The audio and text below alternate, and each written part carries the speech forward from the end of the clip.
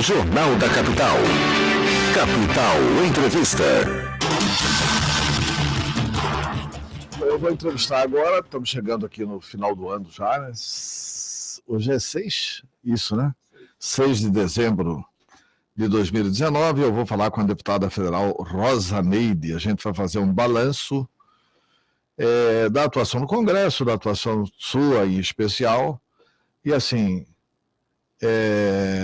por que a Câmara está demorando, não quer votar a questão da prisão em segunda instância? Qual que é qual que é a argumentação dos deputados para que não votem a prisão em segunda instância? Bom dia, deputada, e qual que é a sua opinião sobre isso? Bom dia, senador Antero, bom dia a todos os ouvintes da Rádio Capital, do Jornal Capital, segunda edição. Nesse momento, a Câmara votou, né, na última quarta-feira à noite, votou o chamado pacote anticrime, né? Nesse pacote havia também a previsão da segunda instância, e o pacote, toda a legislação foi revista, e por uma decisão do grupo de trabalho, que foram 200 dias de estudos, e ouviu os maiores juristas do país, foram mais de 30 audiências discutindo essa questão, e entre os juristas, por parte dos juristas da Câmara e dos juristas do país que foram ouvidos, que a prisão em segunda instância, ela não tem previsão constitucional, e que por respeito à Constituição e à estrutura jurídica do país, e para que tenha segurança jurídica no país, não há necessidade da votação de prisão em segunda instância, porque as prisões no Brasil, elas são superlotadas, nós temos a terceira maior população carcerária do mundo, e se olhar a proporcionalidade da população, a China, os Estados Unidos e o Brasil, nós temos entre os três a menor população, então se olharmos por aí, nós temos a maior população carcerária do mundo, e isso não resolveu o problema da criminalidade. E os crimes, né, hediondos, crimes de alto grau de preocupação, esses crimes as pessoas podem ser presas em flagrante, as pessoas são presas, não há primeira, segunda instância, as pessoas, a lei autoriza a prisão.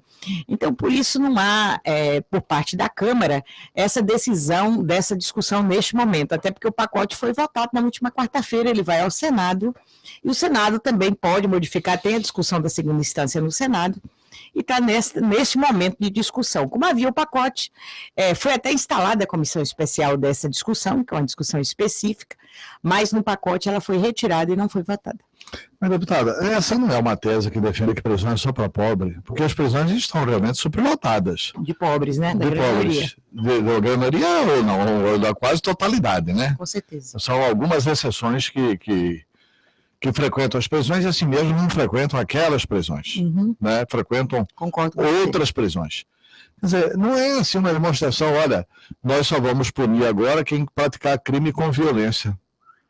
Mas não é violento roubar dinheiro? A discussão, Antero, não passa por aí, porque, por exemplo, as pessoas que estão na grande maioria encarcerada, a gente vai ver um número muito grande de pessoas analfabetas ou semi-alfabetizadas, de pessoas negras, né, ou descendentes diretos do povo negro, do povo mais pobre que está encarcerado, e muitas vezes essas pessoas não passaram nem pela primeira audiência, essas pessoas não foram ouvidas, então as pessoas não chegariam à segunda instância. Pois é, contra eles não há indignação, solta todo mundo aí, porque não foi preso ainda pelo trânsito sem julgado. Então, essas pessoas estão, o grande público encarcerado do país, ele não foi ouvido. Então, não é votar a prisão em segunda instância que vai resolver isso. Nós temos realmente que fazer, usar a estrutura para liberar quem tem direito de ser liberado, para prender quem precisa ser preso, usando a própria estrutura que a lei já permite, não permitiria que o Brasil esteja do jeito que está. Quer dizer que a posição da Câmara deverá ser essa, de ficar contra a prisão em segunda instância? Eu não diria de ficar contra, mas de discutir de forma mais profunda o que significa isso, o que isso modifica na estrutura penal do país. Significa no mundo inteiro a segunda instância, né? É porque a estrutura dos países não são iguais, né? O modelo de primeira e segunda instância, as primeiras audiências, os julgamentos de alguns países, eles têm instâncias menores, menos instância, só que eles têm mais espaço de julgamento, maiores discussões, dentro da primeira instância eles têm outras discussões, então, assim, é diferente o modelo, é diferente. E, assim, o que se percebe no país é que o aumento da população carcerária ou a necessidade, como no pacote anticrime, ele buscava muito mais prender mais pessoas. E essa prisão, eu não sou contra prender bandido, prender quem rouba, prender quem é desonesto, não sou contra nada disso, sou a favor, mas desde que a população carcerária do Brasil seja vista de acordo com o crime que cometeu, e é isso que não acontece. Eu posso até prender na segunda instância, vai ser 5, 6 mil pessoas, como foi agora a revisão que está sendo feita, isso não muda nada na estrutura do país. Claro que tem que punir quem desvia e quem rouba, mas olhando a estrutura como um todo. Sabe o que muda, deputada? Muda aqui o seguinte, quem cometeu o crime de roubar dinheiro público não vai preso, porque não é crime violento. Quer dizer, não é 2 pontos, violento. E não é. É uma violência grande e não é. Não vai assassinar ninguém, mas não vai tirar a vida, mas vai tirar a condição dos outros sobreviverem melhor. Tira a vida, porque sai dinheiro da saúde, sai dinheiro da educação, sai dinheiro. Então é uma coisa que às vezes atrapalha o bem-vida, né? Nós estamos aqui agora hoje contando excepcionalmente com o jornalista Pedro Pinto de Oliveira. Tudo bem? Bom dia, Pedro Pinto, tudo bem? Bom dia, Antero Paz de Barros, bom dia, amigos e amigas da Rádio 101.9. Bom dia, deputada. Bom dia. Eu quero trazer aí a nossa conversa agora aqui para Cuiabá. Sim. E para o Partido dos Trabalhadores. O deputado estadual, Lúdio Cabral, tem defendido o nome do ex-juiz Julier como candidato a prefeito. Qual é a sua avaliação? O Partido dos Trabalhadores precisa lançar candidato próprio em Cuiabá? Vai lançar candidato próprio? Ou faria uma composição com algum outro partido de esquerda, de centro-esquerda, dessa ideia de uma coalizão, que é uma ideia discutida e tentada, por enquanto, em nível nacional? Bom dia. Bom dia. O Partido dos Trabalhadores, por orientação da própria liderança nacional, é que o máximo de candidaturas possível em todo o país, o partido vai buscar. Primeiro com as câmaras de vereadores e vereadoras e depois com as candidaturas a prefeitos e vice-prefeitas. No caso de Cuiabá, nós temos nomes aí que disputou o próprio deputado Lúdio, que é um nome para nós do partido, um nome muito forte, um nome que disputou a candidatura a governo, disputou a prefeitura de Cuiabá, um nome muito bem aceito e muito bem avaliado. Recentemente filiou-se ao partido o ex-juiz Julier, que é outro nome também a ser discutido, um companheiro, uma pessoa que a gente respeita muito.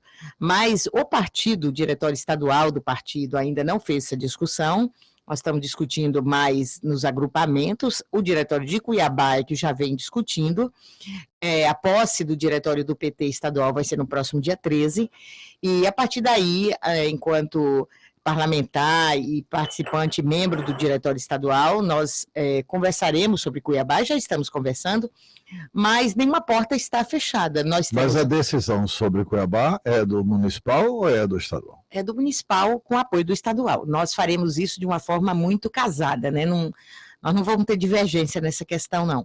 Mas não tem portas fechadas. Se houver a tranquilidade da candidatura única, da candidatura própria, faremos. E também no país inteiro há a possibilidade de alianças nos executivos aí, e aqui em Cuiabá também discutiremos essas possibilidades, né? E discutiremos com os companheiros que colocam o nome e a candidatura própria, se for o melhor, assim será. E se for, e houver necessidade de uma coligação, de uma composição, assim também faremos. Professora, a senhora foi secretária de Educação antes de ser deputada federal. Sim. E como é que vem avaliando a atuação do Ministério da Educação sobre Bolsonaro? Houve avanços, houve recuos, essa história da escola militar, que alguns estados brasileiros já aderiram e tal. Como é que vai ser isso? A escola sem partido, como é que está? Como é que está esse debate aí promovido pelo Weintraub? junto à sociedade Eu brasileira. chamo ele de entrave, né? Porque, olha, sinceramente, eu tenho 38 anos militando na educação e aqui é independente da questão partidária, que eu acho que a educação é acima da questão partidária. Eu, inclusive, sou uma pessoa muito atuante na Comissão de Educação, a minha bandeira principal. O presidente da nossa comissão é do PSDB, deputado Pedro Cunha Lima, quem tem um apreço muito grande, uma tranquilidade em trabalhar com ele. A gente compõe praticamente tudo que a gente discute na comissão. Mas o atual governo, ele, ao meu ver, elegeu a educação como inimiga, porque ele começou desde a campanha eleitoral, ele falou muito mal das universidades, ele olhou a universidade brasileira como se fosse algo que não contribuísse com o desenvolvimento do país, enquanto a gente sabe que 90% da pesquisa que tem no país está nas nossas universidades, né? Problemas tem, inclusive a última fala do ministro foi que as universidades têm um campo de plantação de maconha, e assim, em todas as residências, você vai numa festa, seja a elite brasileira, seja a comunidade mais humilde, tem droga, tem álcool, tem problemas, mas eu colocar isso como se fosse um trabalho da universidade, plantar droga, distribuir droga para aluno, chamar professor de traficante. Então, assim, ele já fugiu para mim a todos os parâmetros éticos que um professor poderia ter diante do Ministério da Educação. Eu gosto muito das comunidades indígenas, sou grande parceira e aprendo muito com eles, que criança aprende com adulto, criança só repete o que adulto faz, né? E ele, como eu ouvi muito da minha avó, casa de pai, escola de filho, se ele é a pessoa maior que tem na educação brasileira, a gente tem que respeitá-lo como ministro, ou está na condição de ministro, e ele sair todos os dias propagando coisas que só agride a educação, para todos nós da educação é muito ruim. Então, assim, eu vejo a Comissão de Educação, tem todos os partidos presentes, nem o PSL consegue mais fazer a defesa. Na última quarta-feira de manhã, de minha autoria, convocamos o ministro, fizemos um requerimento de convocação, e no final foram 30 pessoas que votaram, 30 deputados, foram 24 para convocar e 6 para não convocar. Então, assim, o ministro está sem Ele está apoio. convocado para quando? Para a próxima quarta-feira. Opa! Ele estará convocado na Comissão de Educação, inclusive para explicar essas questões todas, né? Porque o MEC, se eu for olhar o ano 2019, o MEC não acrescentou em nada, nenhuma política pública, ele só recuou. Nessa convocação ele é obrigado. Ele é obrigado aí, ele é obrigado. Eles queriam trocar por um convite, mas a comissão não concordou, e mantivemos, foi de 10 da manhã até as 13h30 a discussão, até a aprovação, e ele ficou convocado para a próxima quarta-feira. O deputado Pedro Cunha Lima já anunciou a convocação, e nós temos que pedir explicações a esse ministro. É o pior ministro do governo. A educação não pode ser assim, a educação tem que estar acima do que ele chamou de balbúrdia. Ele faz a balbúrdia na educação brasileira. Estive na Andifes na quarta-feira, na hora do almoço, uma reunião de todos os reitores. Andifes é o que mesmo? É a Associação Nacional dos Reitores, né? Tive uma reunião com todos os reitores, foi um almoço de confraternização, estava lá o professor Paulo Spelli, a professora Maria Lúcia, a professora Miriam, a nossa reitora aqui, a Universidade de Mato Grosso vai completar 40 anos no próximo dia 10. Então, assim, a gente tem que estar junto com a universidade, fazendo a educação crescer, não é destruindo a universidade brasileira, né? Deputada, falando em destruição da universidade brasileira, esse tema já passou pela comissão e vai ser objeto de arguição do ministro. Existe agora um plano desse ministro com relação aos investimentos de CAPES, bolsas, apartando, dividindo o chamado G1, que são as ciências duras, ciências naturais, do G2, que são as ciências humanas. E cortes de bolsa, cortes de financiamento para o G2, como se as ciências humanas não fossem ciências, se a cultura não fosse algo relevante, como se matemática, física, química fosse a única solução do mundo da vida. Esse é um plano de destruição de boa parte da universidade brasileira ao desqualificar as ciências humanas em favor apenas de ciências tecnológicas, onde não há nenhuma questão de crítica, de criticidade, de reflexão da universidade. Isso vai ser objeto de questionamento e de ação por parte da Câmara dos Deputados, da Comissão de Educação? Sim, Pedro, e Antero também me perguntou da escola militar e da escola sem partido. Não esqueci, temos que falar disso. O que você está dizendo... Porque uma das acusações do governo Bolsonaro é que as universidades brasileiras são treinadas para qualificar as pessoas para militar no PT. Né? E, bom que fosse. Não, é isso. Ele criou essa obsessão, né? A tese do Bolsonaro é essa. Com certeza. E daí a escola sem partido. Especificamente sobre essa questão, porque é assim, o mais que tem o discurso dele nas redes sociais, mas isso é uma ação prática em curso, estabelecida, de desqualificação do chamado G2, as ciências humanas não prestam, não valem nada, e os investimentos todos do governo, os que forem, serão apenas privilegiados, destinados a esse chamado G1, as outras ciências. Esse é um processo em curso da destruição das universidades. E é objeto de atenção da Câmara, deve ser, né, deputado? Antes da deputada responder, vamos colocar aqui Sua Excelência o ouvinte. Alô? Bom dia, Antero. Bom dia, deputada. Ô, deputada, pelo amor de Deus, salve Mato Grosso. Só a senhora mesmo. Por que a bancada de Mato Grosso não fala tanto lá no Congresso? É Afonso Ribeirão do Lito. Antero, parabéns. Deputada, salve Mato Grosso, pelo amor de Deus. Tenha um bom dia e seja bem-vindo a Cuiabá. Tá, muito obrigado. É Afonso do Ribeirão do Lipa. Bom dia, Afonso. Vamos falando sobre isso aqui agora. De vontade de salvar a gente tem, né? Mas deixa a gente falar e eu te respondo na sequência. Essa questão de destruir a universidade, às vezes alguém diz, Bolsonaro não tem projeto. Eu digo o contrário, ele tem um projeto com foco determinado. E um dos focos é essa questão da educação. É um projeto muito bem arquitetado. Porque, assim, aqui, Antero, Pedro, todo mundo que está presente, nós já tivemos 18, nós já tivemos 20 anos, e eu sempre digo, se aos 18 e aos 20 anos nós não pudermos sonhar com um mundo mais igual, um mundo mais justo, a gente não puder fazer a luta estudantil, o momento que a gente politiza mesmo as nossas ações, às vezes com muita energia, e aí só na maturidade que a gente vai ver que às vezes a sabedoria e a energia da juventude é que tem que se juntar para que a gente possa realmente construir uma sociedade melhor.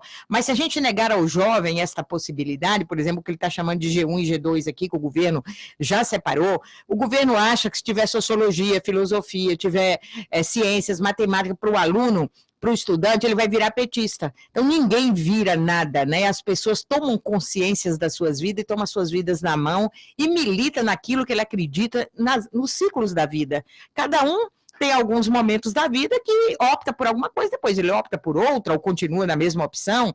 Isso é do ser humano e essa liberdade nós não podemos tirar do ser humano. E é isso que o governo está querendo fazer, destruir esse ser humano que está em plena formação. E aí eu tiro do direito dele de fazer a crítica, de pensar. Essa questão da escola militar, eu falo, nos estados brasileiros, nas capitais, sempre teve um colégio militar. Isso é diferente do que o governo está propondo. O colégio militar, respeito, às vezes tem um filho que quer ser militar, ou é um filho de um militar, que ele opta por essa escola sem problema nenhum, a grande maioria com financiamento das Forças Armadas, todo respeito como professor a estes colégios. Agora, o chamado escola cívico-militar, ele quer enquadrar as crianças no modelo que eu não colocaria meu filho, né? Minhas duas filhas eu não colocaria numa escola onde elas têm que pentear o cabelo igual a todo mundo, elas têm que vestir igual a todo mundo, elas têm que se comportar de uma forma igual. Então, assim, a criança é diferente, ela tem as reações diferentes. Nós estamos vendo os embates, o policial entra dentro da sala e dá bronca no professor.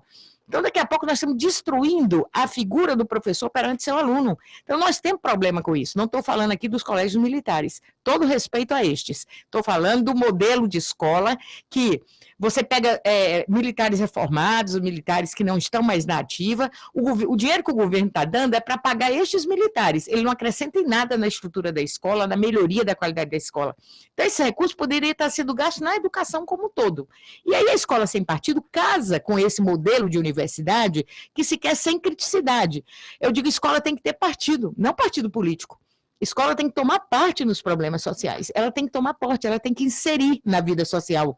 Isso é tomar parte. Agora, escola nenhuma tem que ter partido político, nem carimbo, nem carteirinha de partido. Os alunos definem a sua vida. E aí, lá na Comissão de Educação, Pedro, nós somos combativos. E aí é de todos os partidos. A Escola Sem Partido foi criada uma comissão recente para discutir lá.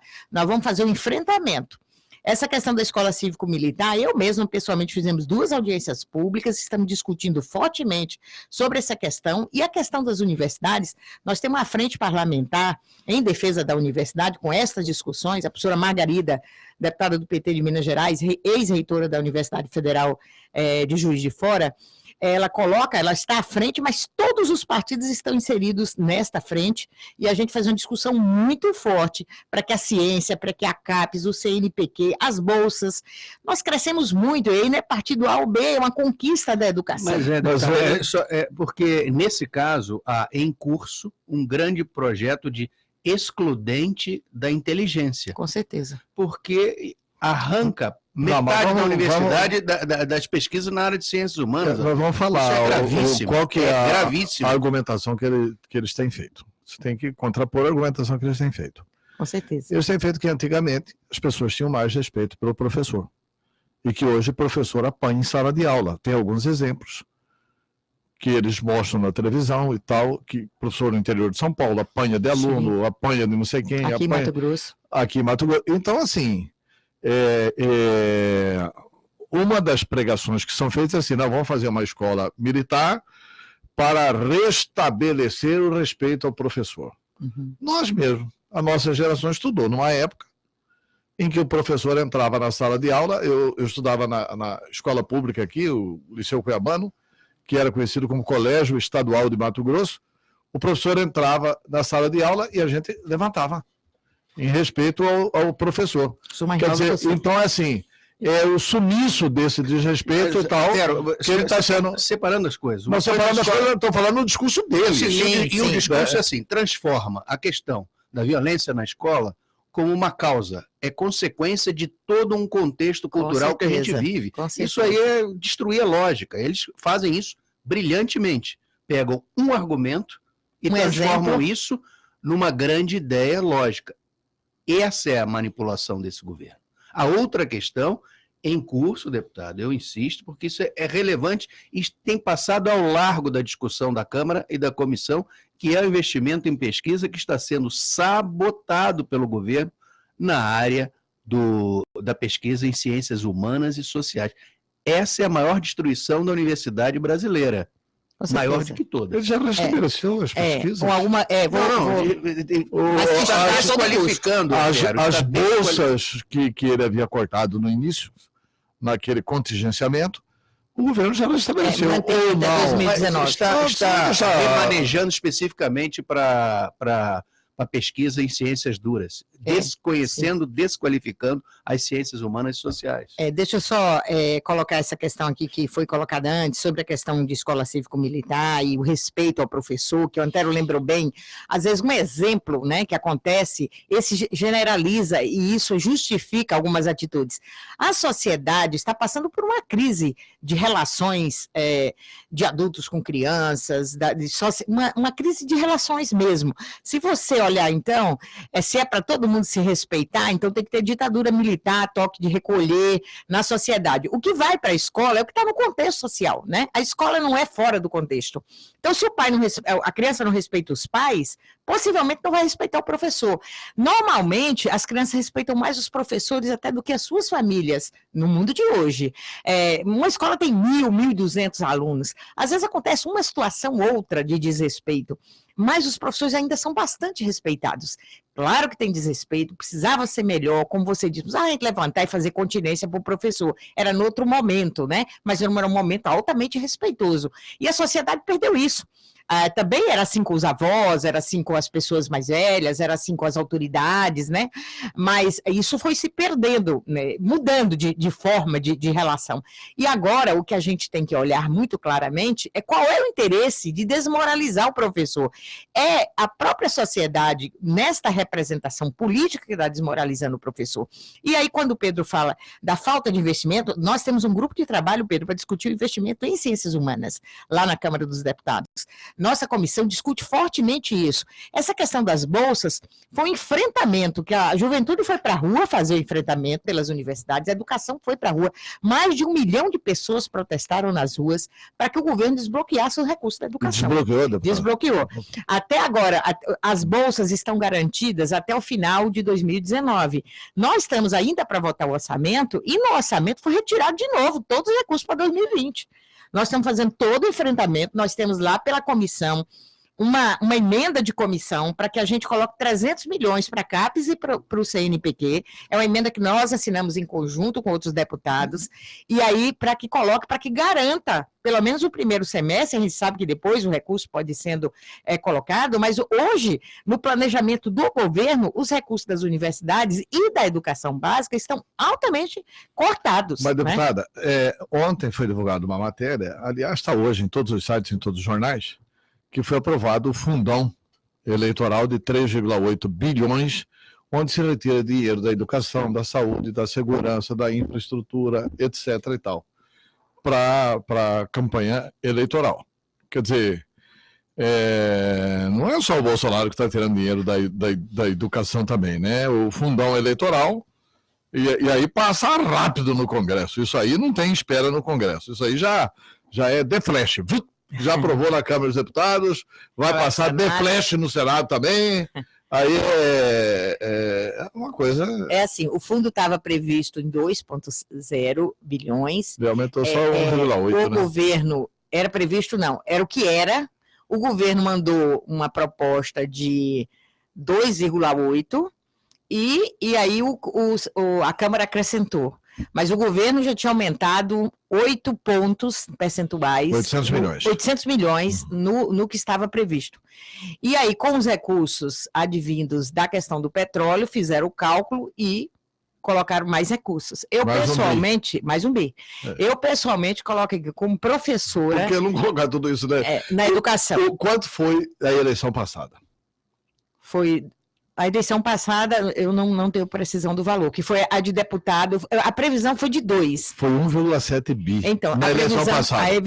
Na eleição passada, nós tivemos algumas eleições. Vou contar. Presidente da República. Sim, governador, senador, deputado federal, deputado estadual. Para 5 eleições... 1,7. 1,7. Para a eleição de prefeito e vereador, para 2 eleições, 3,8. Pelo amor de Deus, que lógica tem isso, cara? Não, sem lógica. Que lógica tem isso? Para gastar em 5 eleições, você gasta 1,7 bilhões. Já pensou se pegasse esse dinheiro e jogasse na educação, jogasse na universidade, jogasse para pesquisa, ou jogasse na saúde? Quer dizer, botaram 2 bi a mais, com 3 eleições a menos. Quer dizer, o governo colocou 800 milhões a mais e a Câmara completou. Não importa se o governo colocou, o governo está errado em colocar. O governo é a Câmara. O governo é a Câmara. O governo está errado em colocar e a Câmara é errada em aumentar. Antero, quer dizer assim, o fundo público para eleição, quer deixar claro, eu defendo dinheiro público para eleição, para que a gente vá contendo cada vez mais. Eu também defendo. Eu acho que mais da medida correta, né? A democracia tem custo. Sim. A população precisa saber do custo da democracia. Então, já que não pode pegar dinheiro do empresário, que eu acho bom não poder pegar, eu defendo financiamento público de campanha. Mas não precisa exagerar, né? Mas não precisa exagerar. Não, e essa questão da universidade e da escola básica, ainda no governo Dilma 2013, foi aprovada a lei que os recursos do pré-sal seria 75% para a educação e 25% para a saúde. Esse dinheiro que está sendo destruído agora e dividindo em outras demandas e tirando a educação, que era, por que colocou 10% do PIB para a educação? Porque tinha em vista os recursos do pré-sal. E agora, fez o leilão da seção onerosa, claro, não atingiu o valor que estava previsto, mas atingiu 80% do valor, e aí vai sendo dividido entre estados e municípios, e entre fundo eleitoral e outras questões, e a educação vai receber o mínimo do mínimo agora, vai receber o percentual dos 25% que ela chega, mas ela tirou exatamente do foco do que foi planejado, que era a mudança da educação brasileira, o salto qualitativo da educação brasileira, que nós temos que investir em ciência. Nós somos aí entre os 10 países mais rico do mundo, e nós estamos atrás na questão científica, na questão do desenvolvimento, apesar das nossas universidades fazendo um esforço danado na questão da pesquisa. Nós, em relação ao mundo, vê a questão da tecnologia. Todo mundo agora já vai estar 5G, e nós vamos estar estacionados no 4G, e todo mundo conectado, internet super rápida, o mundo conectado, e nós fora dessa opção. A China está vindo aí com 5G. Assim, mas o Brasil não optou pela China, o Brasil está com medo de dizer não ao Trump, e aí fica entre o Trump e a China e nós parados, né? E o mundo inteiro avançando. Rapidamente, pode ter mais uma pergunta, Antero? Agora, vamos voltar aqui ao âmbito estadual. Eu queria, a senhora fez a avaliação dessa questão da universidade, da educação no governo federal, do ministro da Educação. Qual é a sua avaliação da gestão Mauro Mendes com relação à educação, para além do episódio da greve dos professores, além desse embate? A questão mesmo funcional, de planejamento estratégico, de qualificação, de política pública de educação. Só antes de responder, vamos novamente ao ouvinte, porque aí você responde as duas perguntas e nós vamos agora colocar o Neuzito. O Neuzito é aquele que discorda de tudo e de todos. Vamos ver se ele, uma tradição da Rádio Capital. Vamos ver o que ele vai discordar da senhora. Neuzito, bom dia, Neuzito. Bom dia, que saudade de você, rapaz. Cheguei ontem. Chegou ontem, que bom, Neuzito. E aí, conhecendo o Nordeste. A deputada Rosa Ney está aí. Boas férias, hein? Mas é conhecido assim, rapaz, Dona Rosa Ney. Estudei com ela na década de 90, quando ela começou a vida dela, digamos assim, de professora. O quê, rapaz? Ela não lembra de mim, mas eu lembro muito bem dela, conheço o marido dela, tudo. Ah, tá bom. E aí, você está discordando dela em quê? Ou em nada? De tudo. Eu não concordo com nada. Então, o que você concretamente... Porque, primeiro, vamos falar que educação agora está ruim. Sistema de educação nunca prestou na vida. Para ficar ruim tem que melhorar demais. No tempo que nós era criança, igual você falou, você ia na escola, o pai só mandava até na porta da escola, daí para dentro era o professor que mandava. Chegava alguém, nós tínhamos que levantar. Hoje, Bolsonaro foi arrumar aluno para cantar hino nacional, o PT quase expulsou ele da presidência, porque isso não pode. Isso é o fim da picada, rapaz. Então, e outra coisa, não tem como esse país melhorar, rapaz. Uma coisa depende da outra. A educação, que seria sistema de ensino, depende da criação que tem hoje. Hoje é o filho que manda no pai, rapaz. Guri faz 3 anos, o pai dá celular para ele, em vez de passar o abecedário, a tabuada para ele aprender. Não. Pega e já passa joguinho, passa tudo lá. Xuxa, que cria, esse povo. Então, esse tipo de educação, se um filho não tem respeito do pai, primeiro que você vai ter educação boa, você na escola, porque ele não respeita o pai, nem mãe, nem vó, nem nada, rapaz. Como é que vai melhorar esse trem? E outra coisa, a melhor educação que teve foi do PT, porque o Lula, que nunca foi na escola, doutrinou todos os professores formados que ficou enxergando pouco estado na frente do nariz. Só enxergava Lula. Ia fazer uma situação da educação, Lula livre, Lula não sei o que lá, rapaz. Não defendia educação coisa nenhuma, só defendia aquele filho lá. Então, a melhor educação foi dele, porque conseguiu doutrinar a faculdade inteirinha, tudinho, e outra coisa, ele não arrumou filho de ninguém na faculdade. Ele arrumou todinho no SPC, porque hoje todo mundo deve um absurdo. E outra coisa, professor também tem que ser tudo reciclado, rapaz.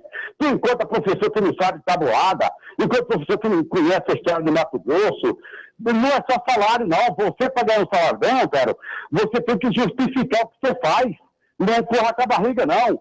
Hoje a escola, o aluno para aprender depende do aluno. Porque pode ser escola militar, pode ser cavalo de bico, não aprende nada. Eu encontrei a menina do colégio militar, do 3º ano, fiz 10 perguntas para ela da 6ª série, não respondeu uma. No final procurei quem que era o presidente do Brasil, eu infeliz não sabia. Não sabia quem que era o governo de Mato Grosso, Manuel. Sabia nada, rapaz. Para que é tudo tapado. E com essa tecnologia é bom para quem sabe usar. Para quem não sabe é uma tremenda porcaria. Agora tudo no celular, tudo, ninguém lê o livro, ninguém vê nada, ninguém escuta história. Então a tendência é piorar. E então... não adianta vir falar que Bolsonaro acabou com a educação. O PT também prendeu todo o dinheiro da educação, ninguém falou nada. Agora o dinheiro já foi preso, foi liberado, e pode arrumar todo o dinheiro da Petrobras na educação, que não vai valer coisa nenhuma. Porque o problema não é a educação, o problema é o sistema que administra ela. Um abraço, desculpa a revolta, 67, eu tenho 63 anos, a campanha política desde 85. Eu não tenho estudo, mas tenho uma cabeça que funciona. Um abraço. Tá bom, Nelzito, muito obrigado. Professor Rosaneide.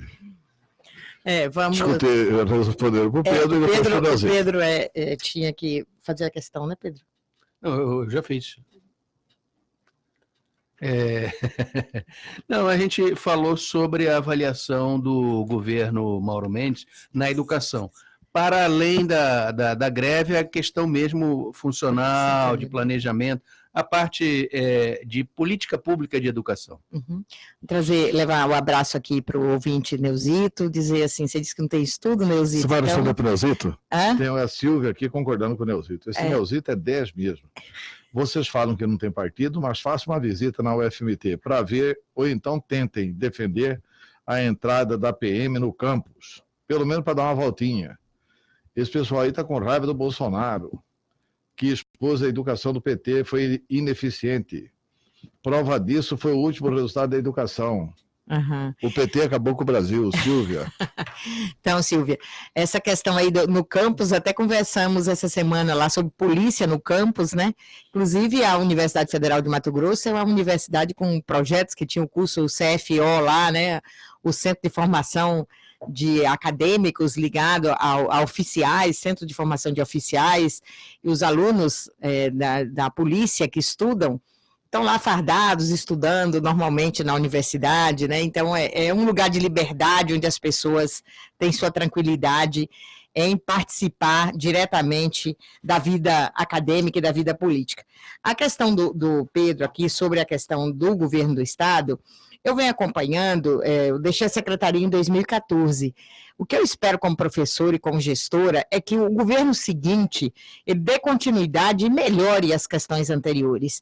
Eu fico até triste quando eu chego na escola, que eu falo, professor, antes tinha isso, agora não tem. Eu, por uma questão ética, evito de fazer algumas falas públicas com relação a isso, porque eu fiquei na secretaria num momento onde os recursos da secretaria eram de autonomia da Secretaria de Educação, isso a gente tem que ser justa e dizer. O tempo que eu, o deputado Sagas, ficamos na secretaria, a gente também tinha o ministro Fernando Haddad à frente lá no MEC, e não só com o governo de Mato Grosso, que estava o PT na Secretaria de Educação, mas em todo o país, podia acompanhar os convênios, a questão de aquisição de ônibus escolares, nós conseguimos 1.800 ônibus, construção de creches em todos os municípios, construção de escola, formação de professores, então a gente tinha acesso a convênios e a recursos. Era mais de 100 milhões por ano de convênios. Hoje eu vejo que depois que 2016 para cá, o governo do estado não fez mais nem convênio, nem um ônibus adquirido com convênio. Eu converso com os prefeitos de Mato Grosso todas as semanas, então a gente não tem mais aquele apoio do Ministério da Educação aos municípios e ao governo do estado. Eu acho que isso traz um recuo muito grande nas políticas. E em relação ao governo Mauro Mendes, eu conversei com o governador, converso sempre com o governador, sempre procuro para falar de educação. Estou sempre pronta a discutir algumas coisas, mas eu acho, nesse sentido, a discussão pública sobre educação, planejamento público de educação, muito tímido. Não tem conferência, não tem algum congresso. Eu fui gestora, eu estou lá na Comissão de Educação, eu nunca fui convidada para discutir com a Secretaria de Educação, por exemplo, alguma questão de educação. Na próxima quarta-feira mesmo, dia 10, não sei se é quarta-feira, no próximo dia 10 de dezembro, eu estarei lá no CONSED, que é o Conselho Nacional de Secretários de Educação, a convite do CONSED, para discutir educação. E aqui em Mato Grosso a discussão é muito pouca, né? No próximo dia 13, nós teremos aqui às 14 horas na AMM, aí em parceria com a Undime, que é a União Nacional dos Secretários Municipais de Educação, uma discussão muito forte sobre o Fundeb, que é o Fundo de Financiamento, que é uma comissão, que eu sou da mesa desta comissão, e tenho andado o país inteiro para fazer a discussão, e aqui eu fui, junto com o deputado Emanuel Pinheiro, nós convidamos o deputado Idilvan Alencar, que é do estado do Ceará, ele foi 10 anos secretário de Educação do Ceará, deputado Emanuel Pinheiro Filho, ele foi 10 anos secretário de Educação do Ceará, hoje o Ceará é o estado que apresenta as políticas de educação mais avançadas do país, até porque eles têm 20 anos de construção sem interrupção, né? Quando o Estado interrompe as políticas, como aqui em Mato Grosso, sai um governo, joga tudo no chão e começa do zero, né? Então, eu estou vendo isso aqui no governo, essas trocas, claro que tem que trocar os secretários, quem assume com o governo, coloca um novo secretário. Agora, o projeto tem que ser revisto, o que está dando certo para dar continuidade, o que está dando errado para ser refeito. Então, nós temos um plano estadual de educação que tinha que ser discutido publicamente, tem que colocar as metas que estão sendo possível alcançar, o que está sendo revisto, e isso eu vejo pouco. Eu vejo pouco a relação universidade-escola básica, universidade e governo do Estado discutindo a educação. Eu acho que a gente tem que avançar mais. Mas vejo o governador especialmente preocupado com a educação. Diferente do governo anterior, que eu acho que nunca conversou. Ele, pelo menos pessoalmente, tem falado comigo, eu o procuro para falar de educação, e ele demonstra, tanto ele como o vice-governador, eu tenho falado muito, eu os procuro para falar de educação e converso de educação com eles e acho receptivos na questão da educação. Mas vejo porque Mato Grosso, hoje nós somos o estado que mais cresce na economia da federação, mas nós arrecadamos muito pouco.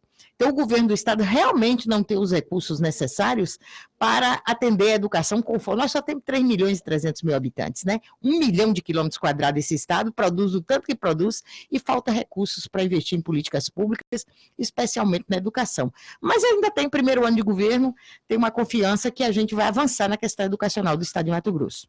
Deputada Rosaneide, nós estamos caminhando para o final da entrevista e nós temos ainda 3 ouvintes. Um é o Felipe, o outro é o Rodrigo, mas infelizmente o Rodrigo parece que apagou o áudio. Ele mandou o áudio, arrependeu, apagou, né? Mas nós íamos perguntar aqui, viu, Rodrigo? E o Valdir Reis. Então vamos às perguntas aí do Felipe e do Valdir Reis. Gostaríamos de brevidade na resposta, porque temos ainda outro entrevistado e precisamos encerrar essa primeira parte do programa. Vamos aí. Antero, bom dia, tudo bem? Eu estou vendo esse pessoal aí, deputado, falando da redução de custos que o governo está fazendo na educação, e tanto ela defendendo a Dilma. O governo da Dilma, então, gastou tanto dinheiro e foram os piores resultados da história da educação básica, fundamental, no Brasil. Ué, que critério que é esse? Como que funciona isso? Todos esses reitores dessas faculdades federais aí foram empregados, indicados pelo governo PT, todos vinculados a processos. Eu não entendo, não tem muita lógica o que esse pessoal fala, não. Perder tempo ouvindo umas besteiras dessas. Esse é o Felipe, agora vamos ouvir o Valdir Reis. Beleza.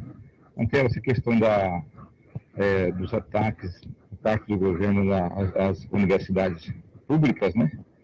Não tem outra finalidade a não ser a privatizações, né? Entregando para a iniciativa privada. Esse é o sistema do governo neoliberal, né? É isso, né? Então, tudo indica para um sistema de privatização do ensino público, que é algo garantido na Constituição, né? Segurança, saúde e educação.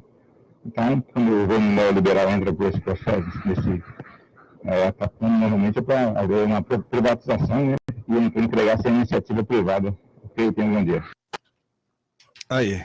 E tem uma outra pergunta que chega aqui por WhatsApp. Bom dia, Antero e todos. O problema é que o sistema é do século XIX. Os professores são do século XX e alunos são do século XXI. Entende-se que o problema é no sistema e de moral com os alunos e seus pais. Precisamos pensar em um modelo que acompanhe a democracia e passe valores com independência. Bom dia, é Daniel do Centro. Tá bom, muito obrigado, Daniel. Então, a professora Rosaneide, para responder. Realmente, o Brasil, nas últimas 2 décadas, independente de ser governo do PT ou governo de qualquer partido, avançou muito nos investimentos em educação. Eu acho que a gente tem resultados muito positivos. O governo criou mais de 500 institutos federais e na última avaliação do PISA, que não faz, o Brasil tem dificuldade de fazer avaliações mais globais, os institutos federais está entre as 20 escolas de melhor qualidade do mundo. Então, é uma educação que dá certo, uma educação básica de ensino qualificado, de ensino profissional qualificado, está entre as 20 melhores do mundo. E a gente também avançou para 96% de entrada dos estudantes na escola. O Brasil abriu as portas para a matrícula. Agora a gente tem que correr atrás da qualidade. Com certeza, quem critica a falta de qualidade, eu também faço parte dessa crítica, e a gente tem que avançar muito ainda, o Brasil precisa avançar muito ainda em educação. Quanto aos reitores das universidades federais, nunca foram escolhidos pelo PT, o PT sempre respeitou a lista tríplice das universidades, as eleições, a apresentação de uma lista tríplice, no governo Lula e Dilma, o primeiro apresentado pela universidade sempre foi o nomeado. A universidade apresentava uma lista tríplice, isso também no governo Fernando Henrique, sempre foi assim, fazer uma lista tríplice, o primeiro colocado foi o nomeado. Agora é que Bolsonaro está distorcendo esse tipo de atividade, que é uma questão cultural já das universidades brasileiras. Pois é uma questão cultural nossa recente, né? É agora de mudar, porque a gente sempre elegeu, não, eu sei, depois mas, da assim, ditadura militar, nós elegemos os outros reitores. países que têm uma educação melhor que a nossa, os países do primeiro mundo, não tem eleição de reitor. Mas os reitores são méritos, né? Eles vão chegando por mérito. Não é também um governo, não é uma ação política e nem uma eleição. Eles têm critérios técnicos para chegar no de melhor mérito, né? Que também a gente pode mudar isso. O governo, a própria Andifes vem discutindo. Até o Supremo mudou com relação aos diretores da escola pública em Mato Grosso, né? Agora aqui não pode mais ter eleição. Pode ter, não é obrigado a ter. Não, o Supremo Tribunal Federal proibiu. Não, a decisão é que o governo, quem nomeia é o prefeito e o governador. Sim, só quem nomeia é o prefeito. É o prefeito, mas sempre foi assim, é porque a falta de compreensão da cidade, né? Quer dizer, o jeito que você chega ao nome para você nomear é da liberdade da prefeitura ou do governo. Isso é no Brasil inteiro. Agora, a nomeação final é que é do governo e do prefeito. Agora, a forma que ele escolher... Quer dizer, então a eleição não vai acontecer aqui porque o prefeito não quer. Exatamente, se ele quiser, ele vai escolher vários municípios. Eu estive falando com o prefeito de Nova Chavantina, ele disse, eu estou no processo de eleição, vou fazer a eleição, depois vou nomear. A prefeitura aqui estava com um processo em andamento e foi notificada pelo Ministério Público, que é fiscal da lei, dizendo o seguinte, pode parar tudo que vocês estão proibidos de fazer isso. Não, mas é um equívoco. É um equívoco. Eu estive até no Supremo para ver essa questão. Os educadores todos me perguntando, o prefeito vai nomear. É da autonomia do prefeito nomear. Agora, a forma que ele escolhe para escolher é como São Paulo. São Paulo faz um concurso. Quem passa no concurso, o prefeito nomeia, o governo do estado de São Paulo. Isso é mais de 20 anos. O secretário de Educação aqui recebeu uma notificação do Ministério Público. Agora, pare com isso, estão proibidos de fazer isso.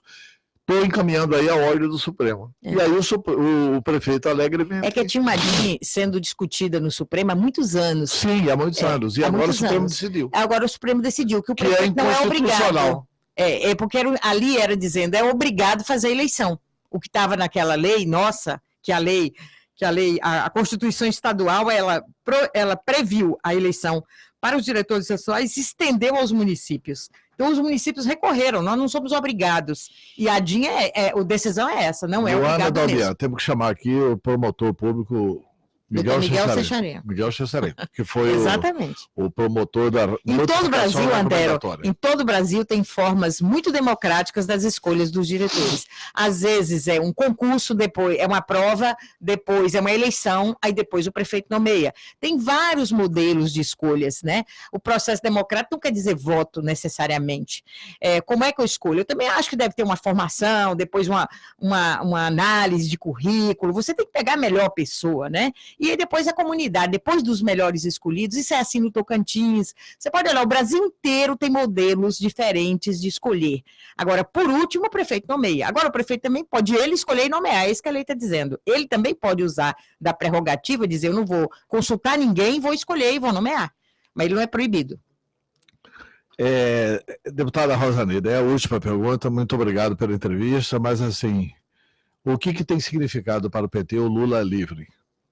Olha, ele não está tendo dificuldade de se reunir, porque, pelo menos na mídia social, passam aí alguns restaurantes onde ele chega, é vaiado, xingado, etc. e tal. Como é que está se dando isso dentro do PT?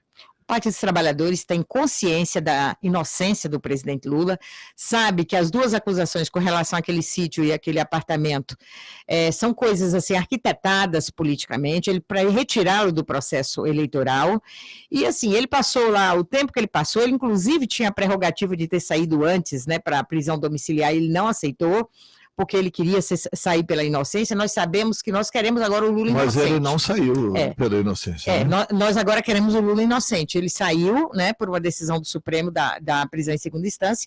Ele está livre nesse momento e a gente espera que assim continue. E para nós, assim, houve um ânimo muito grande, não só na bancada do Partido dos Trabalhadores, em toda a esquerda, e mais de 12 partidos, quando todas as solicitações que nós fizemos ao Supremo, 12 partidos, inclusive grande parte dos partidos do centro estiveram junto conosco, e aí um ânimo de discussão maior, para dizer, uma pessoa pública, com a qualidade de vida que ele tem. Acredita mesmo na inocência do Lula? Acredita na inocência do presidente Lula. Inclusive, assim, todos os juízes, então, são um bando de não sei o quê, né? Porque, assim, qual o prazer que o cidadão tem de condenar alguém? Eu espero que seja... Porque, assim, era o Sérgio Moro, aí não é o Sérgio Moro, é Patrícia Hart. Não é Patrícia Hart, é o Tribunal Regional Federal. Não é o Tribunal Regional Federal, é o Superior Tribunal de Justiça, que o Lula já foi condenado em 3 instâncias.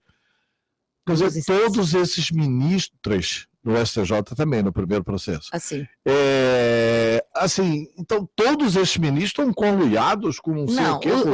A questão da justiça foi uma sequência de aceitar o que aconteceu no grupo de Curitiba. A partir daí foi aceitando. E aí você também já viu, o Lula foi inocentado agora do chamado quadrilhão do PT.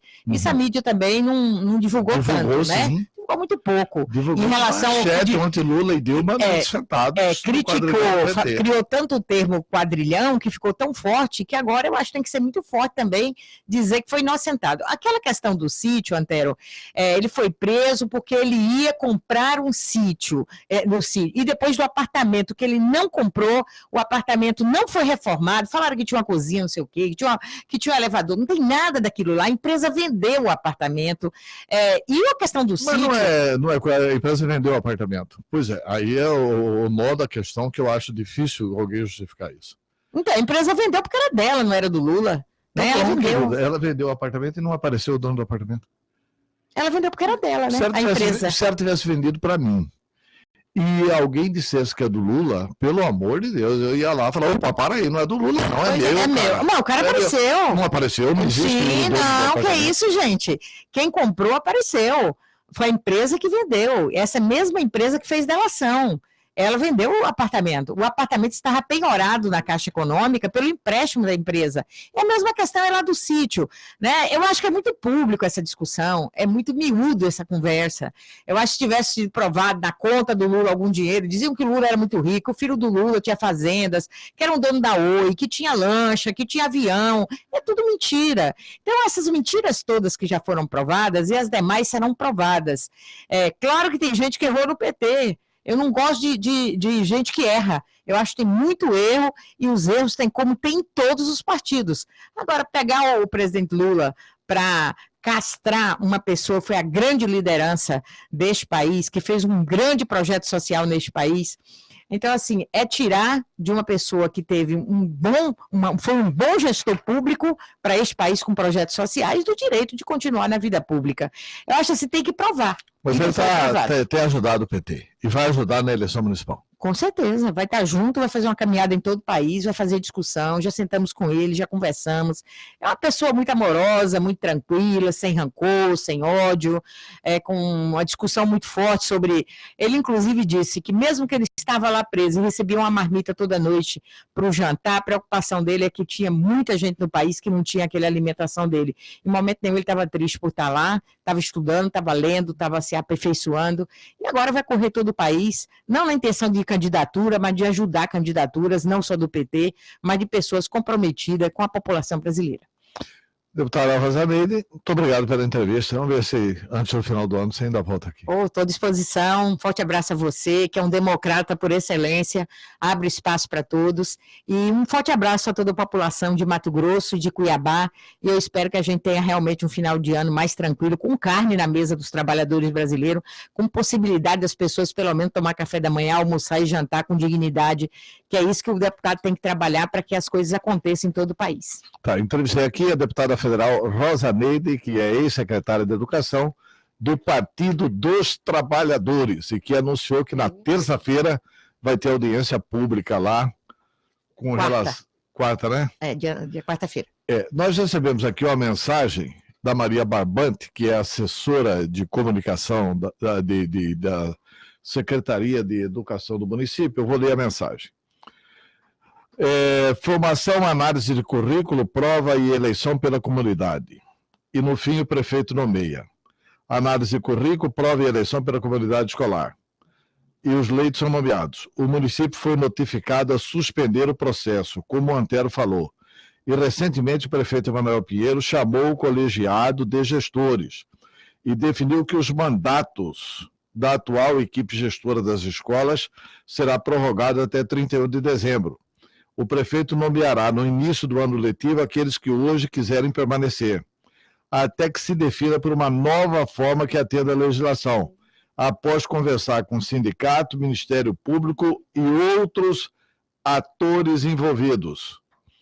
Aproveitando, podemos marcar para o secretário ir na terça aí? Pode ser? Pode ser, está marcado. Ainda posso falar, Antero? Pode falar. Não, eu parabenizo o prefeito por essa atitude, porque realmente há modelos de consulta à população muito forte no Brasil inteiro, e com certeza o deputado e prefeito Emanuel Pinheiro vai tomar a melhor saída. Inclusive o professor Ildilvan, que foi 10 anos secretário de Educação do Ceará, que vem aqui a meu convite e do deputado Emanuelzinho, já se colocou à disposição para conversar com o prefeito. Emanuelzinho pediu para que a gente falasse com o prefeito sobre isso, e o Ceará tem inúmeros modelos nos seus municípios e no estado, na escolha de diretores, que é muito interessante, com certeza vai apoiar Cuiabá.